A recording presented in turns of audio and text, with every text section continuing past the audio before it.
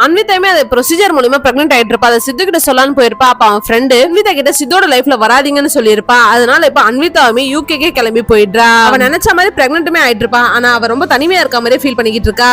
எது பண்ணாலும் அவளுக்கு சித்தோட ஞாபகமாவே இருக்கு. ஒரு கடத்துல அவளுக்கு ரொம்ப பிடிச்ச குக்கிங்லயுமே அவளால ஒழுங்கா பண்ண முடியாம போயிடுது. இங்க சித்துக்குமே நிறைய ஸ்டாண்ட் அப் காமெடிஸ் ஷோஸ் எல்லாம் புக் ஆகி அவன் லைஃப்மே ஒரு மாதிரி நல்லா போய்கிட்டு இருக்கும். சித்தோட காமெடி ஷோ பாக்குறவங்க அப்பாவுமே சித்து கிட்ட ஆட்டோகிராஃப் எல்லாம் வாங்கிக்கிறாரு.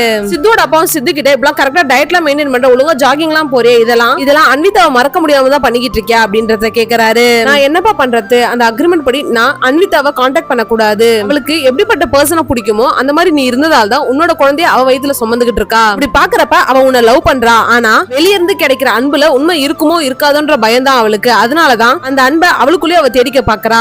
அவ வேணும் தானே நீ சொல்லிருக்க, ஆனா என்னைக்காவது உன் கூட நான் இருக்கேன்னு சொல்லியிருக்கியா அப்படின்றத சொல்றாரு. இதெல்லாம் கேக்குற சித்துமே இப்ப அன்விதா பக்கத்துக்காக அவ வீட்டுக்கு போறான். அன்விதா இங்க இல்ல யூகேக்கு போயிட்டான்றத தெரிஞ்சுக்கிற சித்துமே இப்ப யூகேக்கே கிளம்பி போயிட்டான். அன்விதாவை தேடி அவ ஒர்க் பண்ண ஹோட்டல்ல போய் விசாரிக்கிறான். ஒரு மாசத்துக்கு முன்னாடி அவ இங்க இருந்து போயிட்டா, அவ எங்க இருக்கான்னு யாருக்குமே தெரியாதுன்ற விஷயத்த சொல்றாங்க.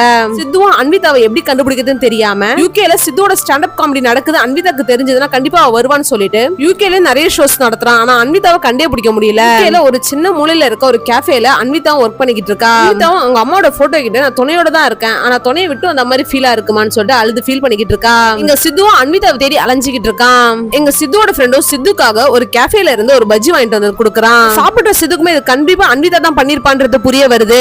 அதனால இப்ப அன்விதா தேடி அந்த கேஃபேக்குமே போறான். கரெக்டா அந்த நேரம் பார்த்து அங்க இருந்து ஒரு ஆம்புலன்ஸ்மே போகுது. அன்விதாக்கு டெலிவரி பெயின் வந்துட்டு இருக்கோன்றதுனால இப்ப அந்த ஆம்புலன்ஸ் தான் அன்விதா போய்கிட்டு இருக்கா.